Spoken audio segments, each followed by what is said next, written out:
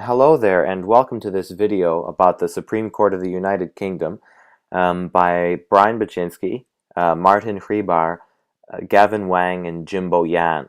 Um, what you're looking at right now is the interior of one of the courts at the current Supreme Court building.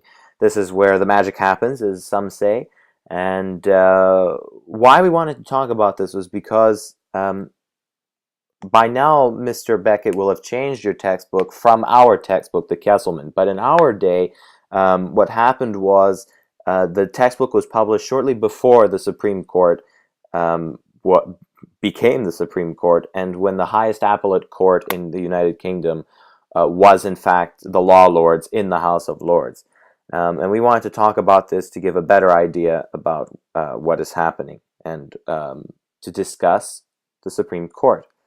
Moving on, I'd like to talk a little bit about how the House of Lords became the Supreme Court. So how did that come along of transitioning from the House of Lords and the Law Lords into becoming its own separate entity? What you're looking at right now is the House of Lords. As you can see, very ceremonial, very classic, very British. It's the upper house of a bicameral legislature, where previously the highest appellate court existed.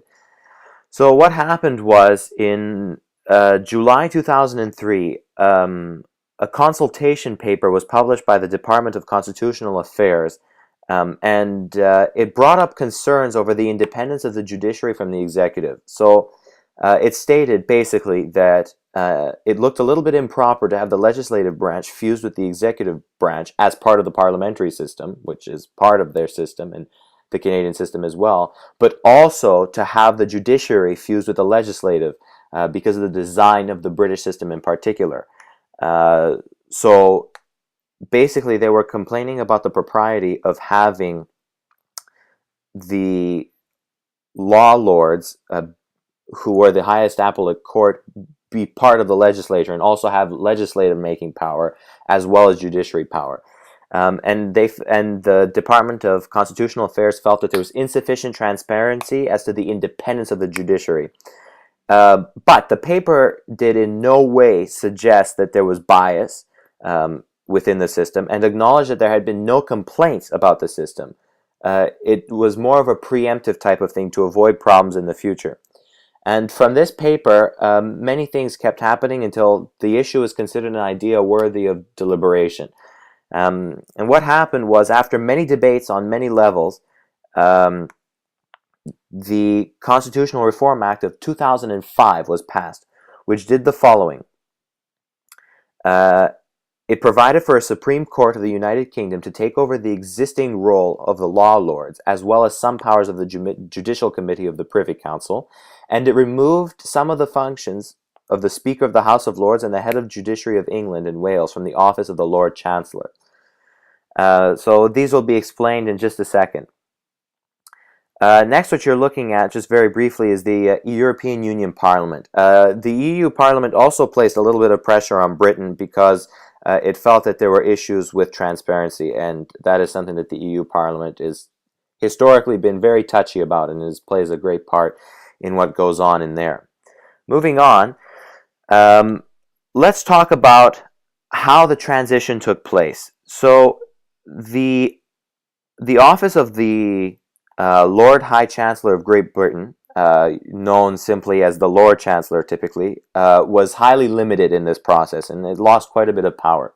So traditionally, the Lord High Chancellor of Britain, or the Lord Chancellor, and still is, in fact, is a senior and important functionary in the government of the United Kingdom. He is the second highest ranking of the great officers of state, ranking only after the Lord High Steward. The Lord Chancellor is appointed by the Sovereign on the advice of the Prime Minister.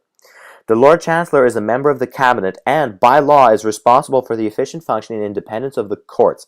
Formerly, this was before the Supreme Court existed, he was also presiding officer of the House of Lords and the head of the judiciary in England and Wales. But the Constitutional Reform Act of 2005 transferred these roles to the Lord Speaker and Lord Chief Justice, respectively. The current Lord Chancellor is Chris Grayling, who is also the Secretary of State for Justice.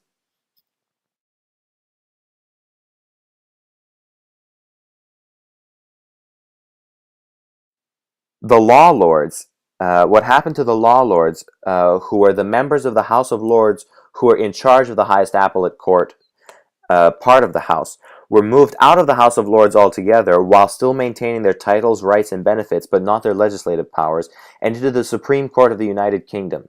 Some small changes were also made to the position of the Lord Chief Justice and to the Judicial Committee of the Privy Council so that they could better interact with the new Supreme Court and do so in the spirit of the idea that came about to set up the new court system in the first place. So some of the pictures we just saw back there, one was of the Parliament where extensive debate occurred as a result of this initiative. Secondly, we had the inside of the Parliament where the debate occurred. And finally, a picture of Chris Gayling, the Right Honourable Chris Gayling, the current Lord Chancellor. Moving on, let's discuss what the various arguments were for both of the for those who were both for the new court and against it. So basically, those for the new court, which is the building you're looking at right now, argued much of what was said in the consultation paper published by the Department of Constitutional Affairs. They stated that it looked a bit improper to have the legislative branch fused with the executive branch as part of the parliamentary system on top of having the judicial fused with the legislative. So they had much the same argument and much the same points as did the Department of Constitutional Affairs. Those against it had one very simple argument, that the previous system had worked very well and it kept costs of the government and ultimately the taxpayers down. Also, some of the law lords didn't like the fact that they would lose some of their legislative powers as part of the creation of the new court, so there were one or two who didn't want the court created. In any case, the reforms were very controversial. They were put forward by the Department of Constitutional Affairs with little consultation by anyone else. But even so, they were constantly and heavily debated in Parliament right after they were proposed, and right up until the passing of the Constitutional Reform Act of 2005. Furthermore, during 2004, a select committee of the House of Lords, which is what you're looking at right now, scrutinized the arguments for and against setting up the new court system. One of the major points of contention was the estimated setup cost of a whopping £56.9 million sterling, which is considerably more than what you're looking at right now. So just to wrap up, what does the Supreme Court exactly do? The Supreme Court of the United Kingdom is the highest court of appeal for all civil law cases in the UK and all criminal cases in England and Wales and Northern Ireland. The Supreme Court deals with cases of the highest importance, cases that will establish precedents for an issue that is prevalent in society today and that ultimately applies to many things. Not all cases can be appealed in the Supreme Court. In most cases, one must first apply permission to appeal from the court which made the initial decision. If permission is turned down from them, one can then apply, if they so choose, to the Supreme Court directly for permission. For the most part, the Supreme Court hears cases that are of public importance. In these cases, the decision goes beyond the case being appealed. The court has to set a precedent which will affect all similar cases that follow it. This slightly delves into the section of law known as jurisprudence. Finally, to talk a little bit about the justices. You're looking at them right now, the 11 men and one woman that make up the Supreme Justices of the Supreme Court. So, how do they get into their judicial office, and what are the policies of their appointments? It's quite simple. The 12 justices that sit on the bench are all appointed by the monarch, in this case Queen Elizabeth II, on the advice of the incumbent Prime Minister. This is much like the system for the Canadian Supreme Court, and even slightly like the United States Supreme Court, except that in America the President appoints the justices directly, so it's not to be confused. Basically, the justices are required to retire at the age of 70 if they assume judicial office after the 31st of March in 1995, or they retire at the age of 75 if they assume judicial office before that date. So far, only 2 justices have retired, Lord Savile of Newdigate and Lord Collins of Mapesbury. There's been only one justice who died in office, which was Lord Roger of Earlsferry. He passed away in June 2011 after a short illness. Finally, as a quick summary, the Supreme Court now plays a much larger role in UK justice. It is the highest court of appeal, and now there is no longer any appearance of impropriety or bias or any potential for the aforementioned, which makes many people much happier and provides a general satisfaction with the status of the justice system in the United Kingdom.